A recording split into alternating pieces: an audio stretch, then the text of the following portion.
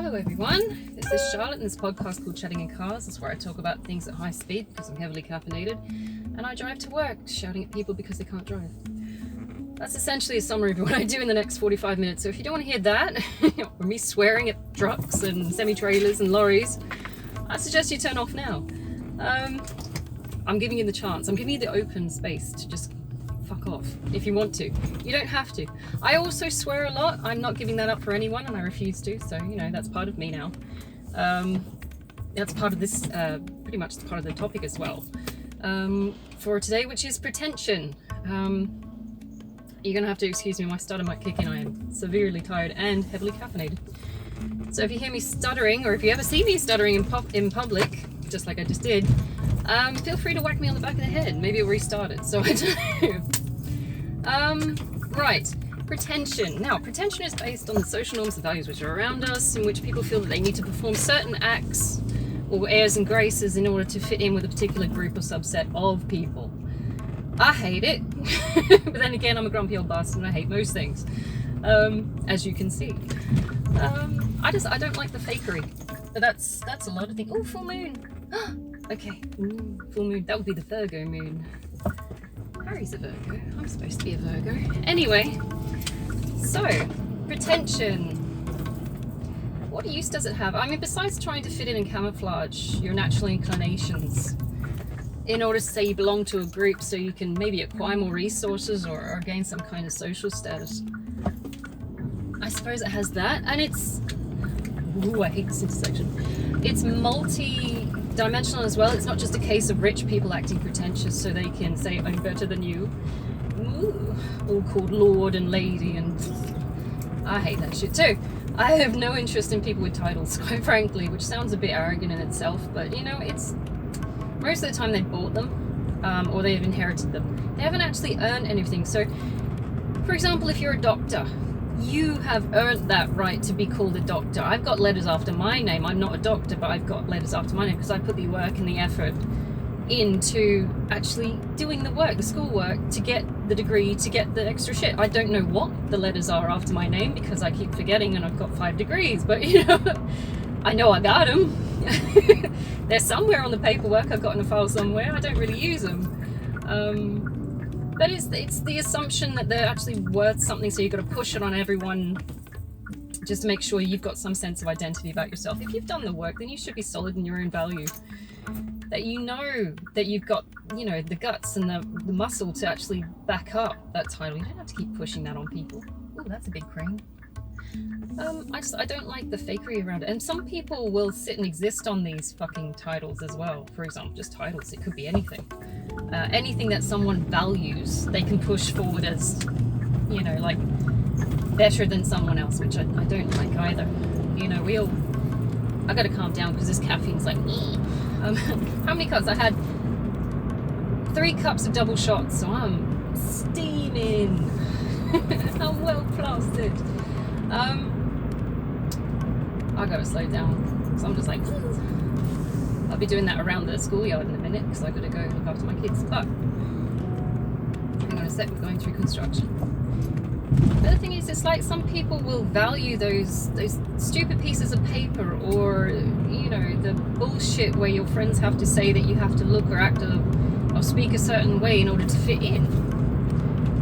They'll value it so much over the natural inclinations about who they are and their authenticity and what they want in life that they just lose their sense of self in order to fit in. And it's in that way a flawed practice, having pretensions. I mean, I'm a huge fan of Pride and Prejudice. It was in the Barbie movie. I'm sitting there going, when it turned up in the Barbie movie, when she was meant to be having this emotional crisis where she was going to eat junk food and watch Pride and Prejudice, I'm sitting there going, you bastards. Don't you be dissing that. But apparently now it's a gimcrack kind of a humorous note to want to watch that. I'm saying, you bastards. That series has a following for a good reason. Fuck you. But now apparently it's a footnote joke in a movie that was shit anyway. So I'm going, you bastards. You completely missed the fucking plot on that issue. But there was so much more to that series than just, oh, it's something chicks watch when they want to get fat and feel depressed. It's like, fuck you. It's true, but fuck you. Fuck you.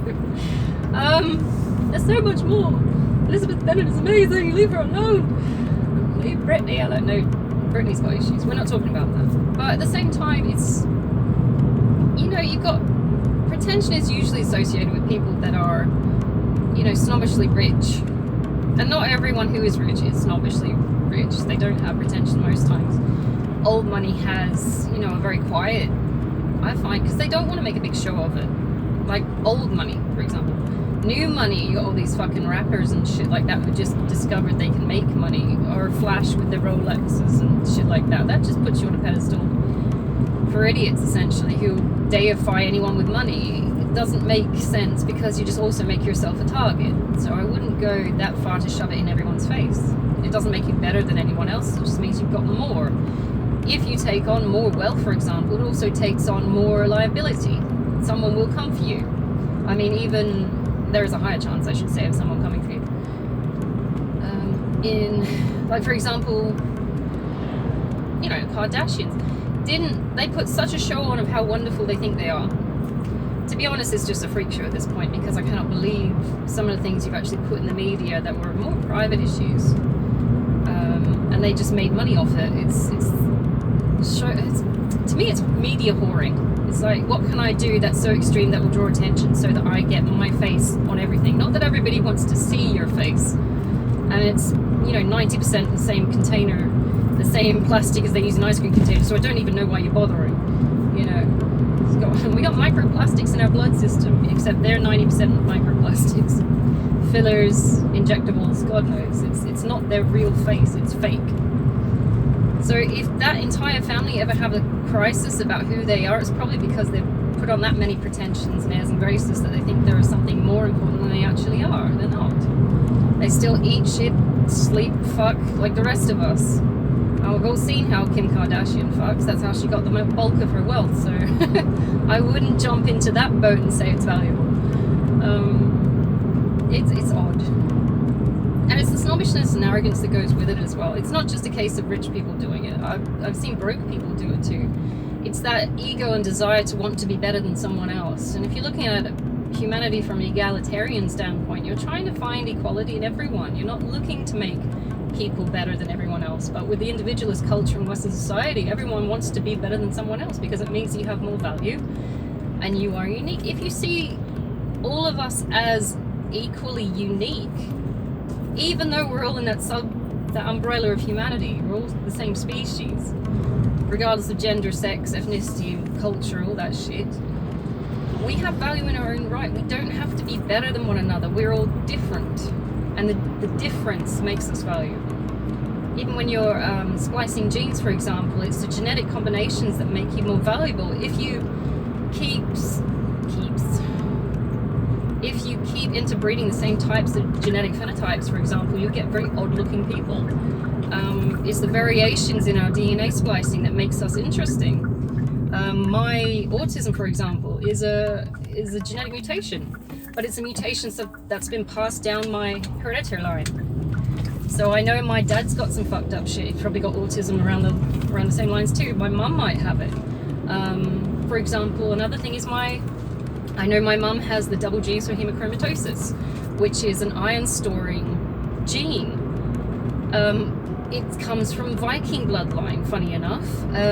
But she also got it from my grandma. So somewhere way back in Galway, someone who has got my DNA fucked a Viking. And somehow we ended up all the way down here. And now I've got to be careful of how much iron I eat. It's like, it's an interesting gene, but at least you can backtrack and prove that you came from this particular subgroup and culture. My granddad Fred had this other gene as well. So my mum somehow got both genes in her, and now she has to watch what she eats. But it explains a lot of other medical conditions she has with her reproductive system, for example. And it's interesting to see the variations in the different DNA. And everybody gets weird about, I'm better than someone else because of this. I'm sitting there going, I would say people are more interesting because of the variations. I wouldn't say you're better. And that's just a particular subset of people valuing themselves, the ego.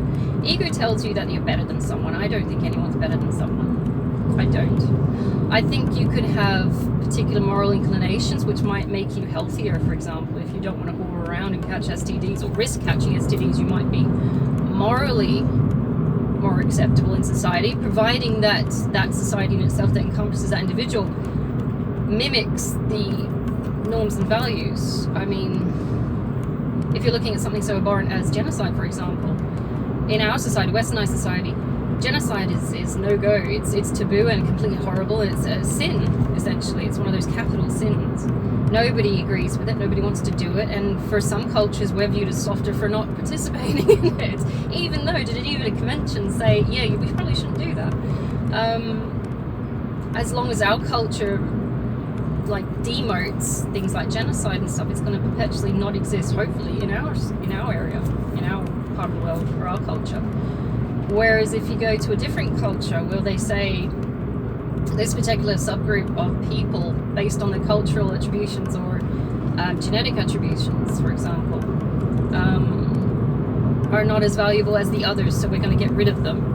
I mean, there's wars going on about that shit, and there's always been wars about people thinking they're better than another subgroup. That don't even get me started on Durkheim's othering and shit like that. But these people are going to be targeted, not because they're human, but because they're perceived to be different and therefore less valuable. That was one of the problems we've got with things like Darwinism, right at the start, when he started theorizing about how the different ethnicities migrated across land masses and things like that. It's only the value that certain particular people in that group at the time, in that time context, which is completely irrelevant now, value particular ethnicities. And I'm not saying races, because we're all races. We're all human. That is the race. I don't understand why people keep calling it racism. If anything, it's ethnicity. Different ethnicities, subgroups of the human race. Yeah, all races. Oh my God, my kids keep saying lately everything's racist. I'm sitting there going, that's got nothing to do. I'm sitting there, I'm trying to have like uni level conversations with 8-year-olds about how this is not racist. So I'm going, and then someone's going to jump in and say, yeah, white privilege. It's like, bitch, I would love to see where white privilege factored into my poverty-stricken life. Go, tell me. Because I didn't get any leg up at this point. Anyway, we're not going there. It's a lot of generalization, victim blaming, and victim mentality mixed with popular culture at this time where everybody's just like, I'm the victim. Don't get me started. Anyway, but to say that one particular substrand of humanity is better or worse than the other because of wanting to fit in with the group or wanting to follow the norms and values of that particular group is ridiculous. We shouldn't. No one is different. Everyone is different. Everyone has their own unique fingerprint of DNA.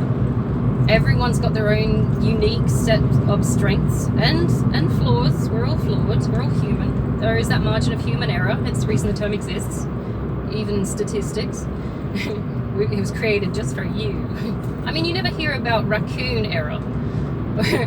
The margin of turtle error and probability, do you? It's like, look at humans. Humans are flawed. Maybe we're just fucked as a species. I don't know.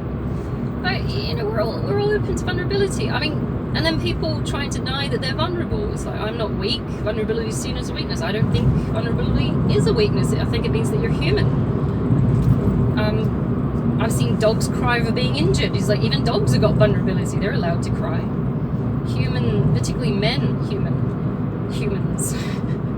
Sounds like a very alien conversation. It's, I came down to Earth and I discovered that humans. It's like, I'm taking notes. Men aren't allowed to cry. They are fucking allowed to cry. You can't stop them crying if you let them. You know, it's only that assumption that to belong to the abstract concept of what it is to be a man is to not to be allowed to cry, but your body says otherwise. Fucking use it. Go with it. Go back to your natural instincts, because that's what you're trying to ignore, and that's where, you know, the tension builds within yourself and you internalize your feelings if you don't recognize your primal instincts of cry or feel sad. And it's okay. No one should be knocking you down for that shit. It's very manly, I think, to be able to cry in front of other men, because you risk them looking at you sideways and giving you shit for it. It's like, oh, you're crying. It's like, yes, I am, and I'm willing to fight you over it. So let's not go there. I had 2 sisters growing up, and we were pretty raised tough. My mum was, oh, hello, motorbikes. I should stop doing that. Guys will think I'm looking at them. I'm not. I'm looking at your bike. But I had two rough-ass sisters growing up, and my mum built us tough, so, you know, we survived the men. But my sisters were very much, if you start crying, I'll give you shit for it, because it was perceived to be a weakness in that standpoint. Now, bearing in mind, women are emotionally more inclined because we've got the estrogen and everything going on when it comes to crying and vulnerability and things like that. But it's not only a case of hormonal / chemical situation, it's also a cultural thing. Women are more forgivable when they cry because we're not got that, well, the majority in generalized terms don't have that standpoint where they're not allowed to cry. Women are perceived to be the emotional kind, so we're allowed to just weep. And given the circumstances we find ourselves in, there are a lot more cause to weep than men, probably. I don't know. I'm a bit biased on that account. I have ovaries. But, you know, I'm sure guys want to cry, but they're just not allowed to. So I feel for guys that they've built themselves into this little cage where they're too tough to cry, or they're too tough to feel, or they're not allowed to feel love because it's a weak emotion. And I'm saying, you've caged yourself there. I mean, love is one of the most beautiful things I've ever fucking felt. I love it. I love love. That's why I want to promote as much as I can, because it feels amazing and it's free, and it's one of those few things we get in life that has no strings really. It just happens. You can't fake it. You can't buy it. You can't do anything with it. It's one of those things you feel. And it can come out of nowhere. And it's amazing that way, because it's like this wonderful surprise, and you go, oh, okay, that's nice. I'm going to keep doing that. And it's so nice that people want to keep promoting it. That's why we chase it so much. If you've had a childhood where you didn't get it growing up, you'll go out of your way as an adult to try and find it. And you might medicate the lack of it with you know, like drugs or alcohol, stuff like that, or sleeping around trying to find that love validation from randoms, one night stands, and just shit relationships where you try and tolerate their shit behavior, but you're assuming that you're going to get this love out of it.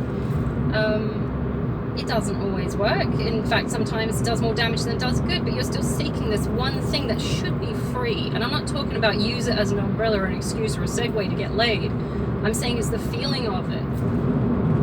Real love is not about exploiting people. It's not about hurting people. It's one of those very innocent emotions. And people are craving innocence at this point.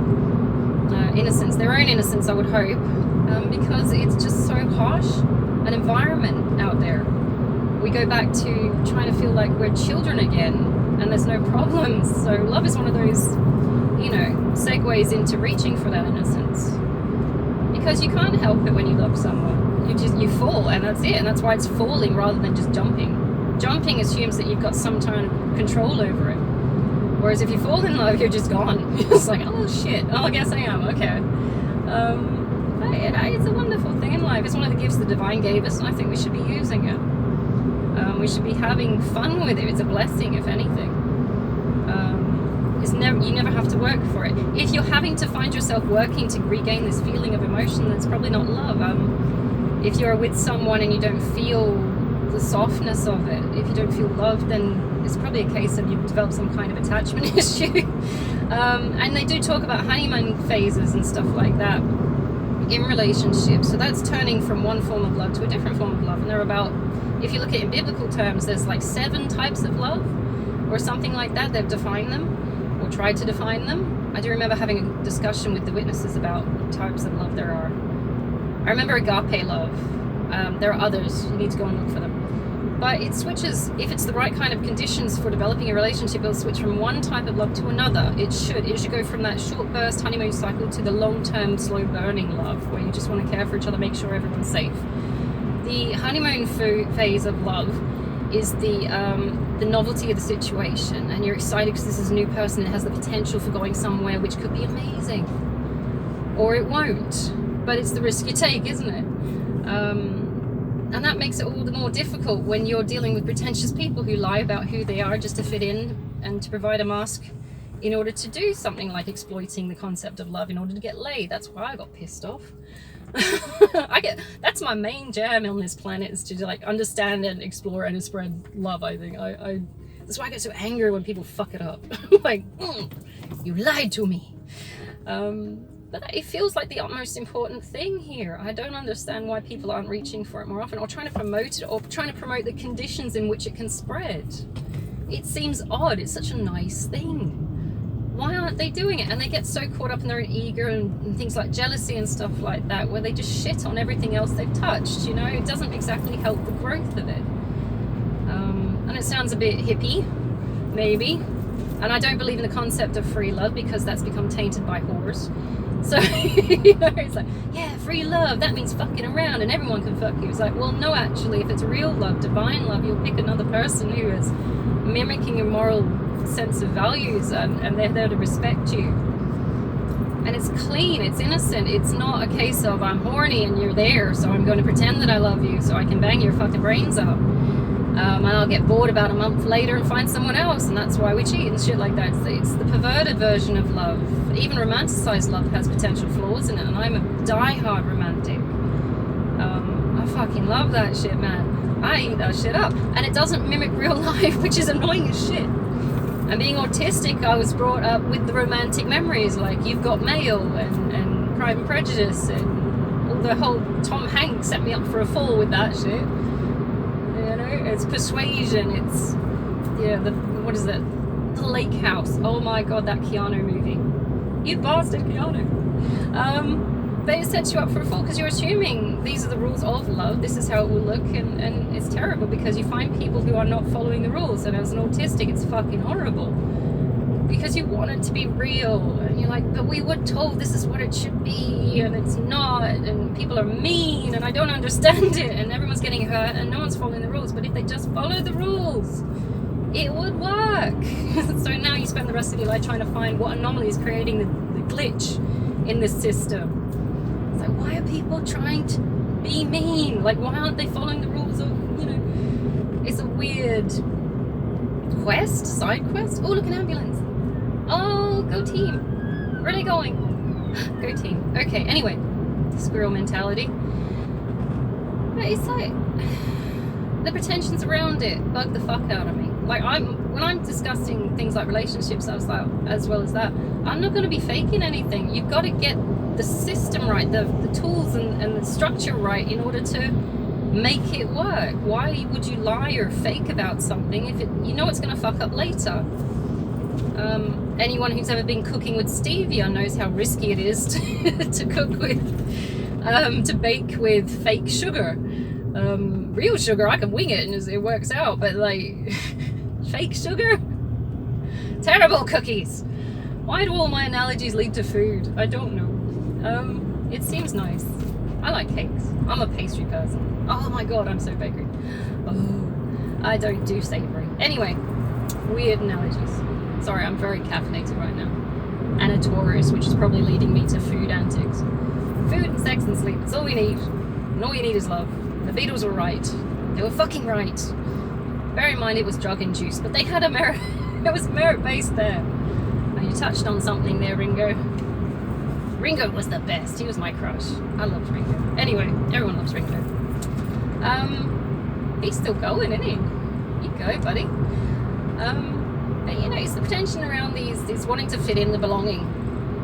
I don't have the pretension because I don't understand the social cues. So you'll find me sometimes being really tactless when I come to conveying my observations about someone. So if you listen to any of the podcasts about girls that are mean to me, like the Mean Girls podcast, like, oh Jesus, buddy. I zoos. Damn yous. They like cutting you off.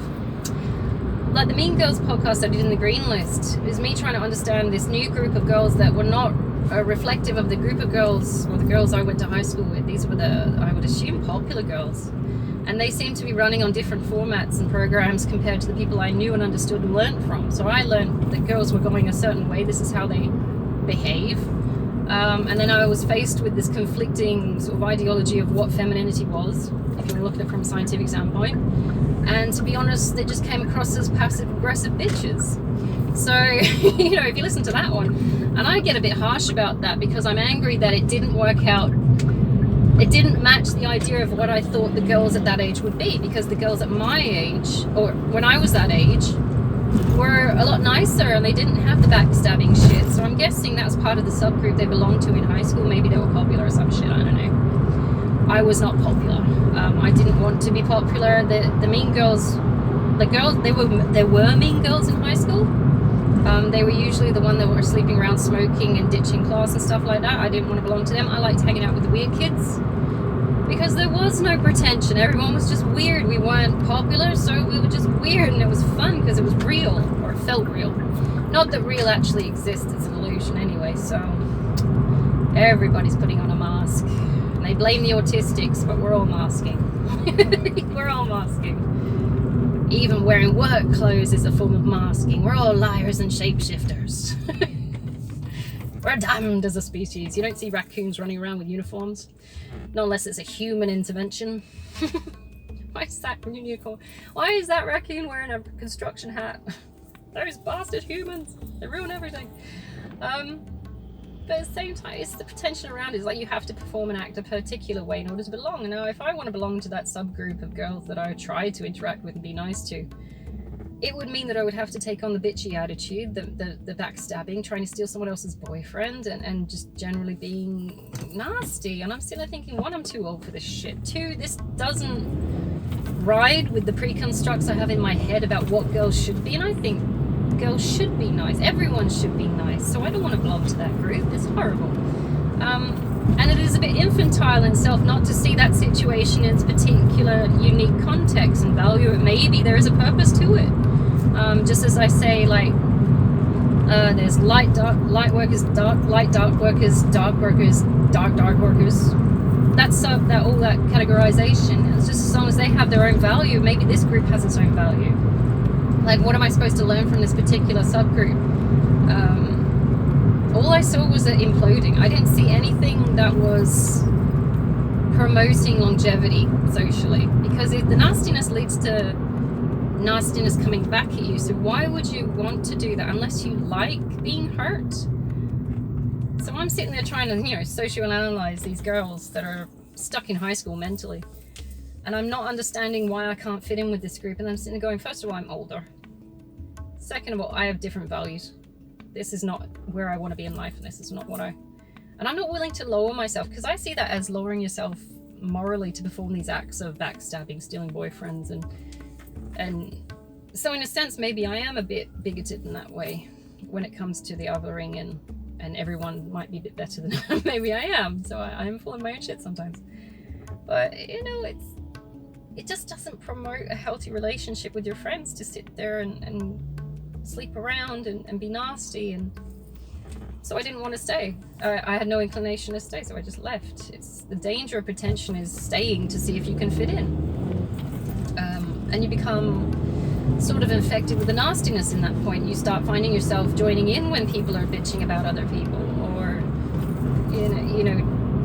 acting slushy just to say, I did this too, I now belong. It's like, do you want to belong? These people are shit. It's like, there's no value in this.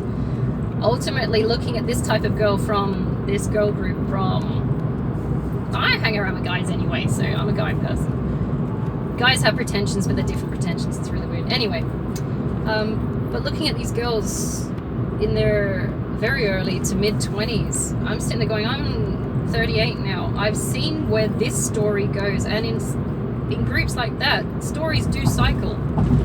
It might be different actors in the story, but the play continues. You've seen it before. It's like, I've seen this, I know where this goes. I've seen the habits, I've seen how it ends, I've seen the result. I don't want to participate in this, I don't want it to be me. So I'm just going to bounce, It's, why do you think that you're going to go anywhere? And the only reason they think they're going to get anywhere, to be honest, is because they haven't seen the ending before themselves, because they're quite young. Oh, look, 333, Empress number. That's my number. Get out of it. Anyway, how dare you steal my number? You can have it. I don't mind sharing. But it doesn't go anywhere. And you just look bad trying to do these pretensions. I mean, it feels like you're lying to someone's face as well with the fake politeness. Now, in the workforce, I'm a teacher, and I've explained before how I don't like the pretension and the fakeness that the sports teacher uses at the school I'm working at currently, because it's highly saccharine, fake, sugary, high pitch, and you sit there and you think, get away from me. I talked about that, but you observe it in the workforce. I don't know why we have to do it, but I think it's faking it in order to get along, because we're all stuck in the same boat. And if we start rocking the boat and feeling like shit, and actually telling people that we're feeling shit, maybe it'll bring the morale down. But in a sense, how can we deal with the problem if we're not actually acknowledging that it exists? If I have problems with, would you get off my wing, buddy? Fuck off. We're not the red arrows, Nicole. Anyway, I hate when they sit there. Bitch. Anyway. Be nice. I don't want to. I'm grumpy. But, you know, it's, in order to get along, you don't want to lower morale. So, but it's the fakeness. If we don't understand the problem, how can we fix it? If we can't even see it because no one wants to admit that it's a problem. And it's a hollow, even if the problem does get solved, it's a hollow victory because no one's really learned anything, because the problem still will resurface later, for example. You know, it doesn't mean anything. There's no grip on it. There's no real change. See, there was no reason for you to sit on my wing, Diddler, was there? No. I'm sitting there thinking, does he want to change lanes or something? Oh, people are annoying. People are very annoying. You know, I don't like the fakeness. And I feel like I'm being lied to my face with the fake politeness as well. My politeness is not fake. I can't fake that if I tried. In the gym, I'm horrible. I'm horrible in the gym. I can't hide my facial emotions when I'm disgusted by someone who doesn't put the weights back neatly or doesn't clean the bar. I can't hide that. It annoys me, and then I get angry and I start slamming things, which is terrible because I should be able to regulate my disgust. I should be, but I don't want to at this point because if you are something, feel it. Stop trying to hide it. And I was raised British, so if we have emotions, we tend to try and do the polite, formalized version of those emotions, which is passive aggressive disgust. You know, it's like, I'm not going to outright demand to see the manager, but I'm never going there again. Oh my god, I'm going to tell Binky about it too. Oh my god, I'm never going there again. You know, it's not a case of outright confronting the situation. That's a cultural thing, I think. Some people in America, for example, they just outright say, this is fucked, and they never go, oh, what the fuck, I want to see the fucking manager. And you know, it's just a case of, well, that was aggressive and probably just terrified this person who's serving you, who's like a 15-year-old kid, but sure. But at least we know what the problem is, right? It's like no one's faking it to try and make shit work. There's a sense of realism there, so you got to give the Americans credit for trying. Maybe they could develop a more tactful way of doing it, but again, I'm biased in the British way. We don't make a show about it, we just get on with it. Americans seem to like a song and dance about it. It's weird, everything's a fucking parade. Don't get me started on the Trump rallies. It's like, you don't even know what you're doing. It's very odd. Anyway, you know, I suppose Pretension has some merit. I don't agree with it. You won't find me doing and participating in it because I find it incredibly uncomfortable. It feels like I'm lying to someone. Ooh's my spot here. Yes. I've got OCD, man. I have acquired a spot and I'm taking it. And I'm gonna get angry if anyone parks on it. I don't know if anyone else is like that. It's my spot now. I'm a bit Sheldon in that way. But that's my spot on the couch. But Penny's sitting it, but it's my spot. Get out of my spot. But I sit there. It's my spot now. But you know, there is a certain level of pretension I suppose you should be able to tolerate and participate in, but at the same time, if it sacrifices your authenticity, or it creates a moral dilemma where, you know, you're doing things that you wouldn't normally find yourself doing that don't align with your internal morals and compass, and it's just completely out of character, then you probably shouldn't be fucking doing it. Leave the group if you can, and don't participate in it. Do I support this particular set of behaviors? No. So just leave. I left. I don't understand it. It wasn't a case of being kicked out of the group rather than actually leaving because it didn't make sense to stay. I would not want to be those people because it ends up in a horrible way. It's a lot of nastiness, and the group dissipates in itself anyway, naturally. Nobody really sticks around with a bunch of assholes. So I don't know what they were getting out of that group or behaviors where they felt compelled to do that. There's a lot of things I just don't participate in general outside of that kind of situation where I don't feel compelled to do it because it doesn't fit. You'll never find me skiing, for example, because that feels pretentious. I'm going, do you actually like the physical behaviors of skiing, or do you just do it because your rich friends are doing it? Not that I've got any rich friends. To me, that sounds fucking horrible. I'd go to the place to see snow because I grew up in Australia and we don't really have snow here. Everything's sort of flat as well. So I'd go and see mountains and I go and see snow. But you can do that in like Scotland. I went to Scotland. I went through the pass to get to Balmoral because I did a house tour. I love going on tour. I do. I love it. And the mountains are amazing. And I'm sitting there going, would I want to ski down them? Fucking no. I just want to look at them because they're amazing. Don't go look at the mountains. Fuck skiing, it's boring. You know, God, who wants to do that? I'd rather go look at a museum or something. There's way more shit there, and it's less energetic wasting. Go get an ice cream afterwards. Go walk through the park. That's way more interesting than joining in and saying, oh, we're going to the Hamptons on the weekend or some shit like that. It's like, what do you do when you get there? Well, we sit around and bitch about people. It's like, I don't want to do that. That doesn't sound fun. I'm not doing that. It's boring. It's boring to sit and let's go look at something. Let's go learn about something. Let's go do something. Fuck this. It's like, you know? But we're all going to sit around and be rich. It's like, you can be rich and do something else as well. Like some people love shopping. For example, I'm a purpose-built person. If I'm shopping, I'm going in with one directive. I go and get the thing, I get the fuck out. I don't browse. Usually I've got an idea of what I need or want anyway. It's more like acquisitions and resource attainment rather than actually, I'm going to go browse. But some people will join in that on a social scale. Some people will go just window shopping, and I'm sitting going, that sounds really fucking boring. You know, I don't like clothes shopping because, not that I don't like clothes, but because, you know, it's the idea of just wasting time and just piss farting around when I could be actually doing something. Some people find it relaxing. I find it stressful because any woman might know that trying to find clothes can be stressful. Anything that fits or sits wrong makes you look like you're disgusting. It's a whole mental condition that the female psyche has developed, I think. Red does a woman feel absolutely comfortable about who she is physically. That's culturally based as well. Oh, look at all the crows. So many crows. But for sex, there's, you know, supposedly lovers of clothes shopping and shit like that. It's actually quite a traumatic experience for some of us. Oh, there's so many crows. Can you hear them? I've got two of my girls. What are my girls doing? They're chatting.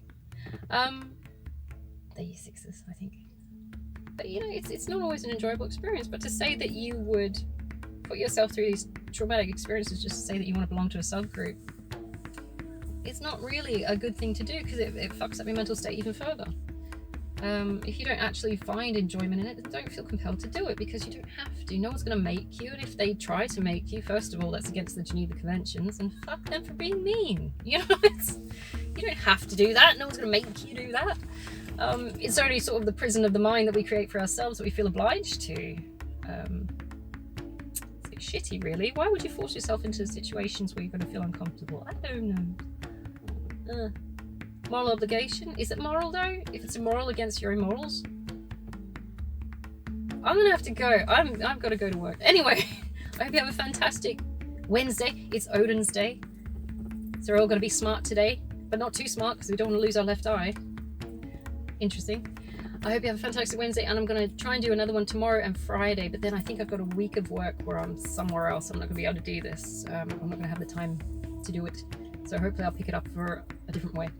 Have a fantastic Wednesday. Take it easy. We're nearly there. Hump day.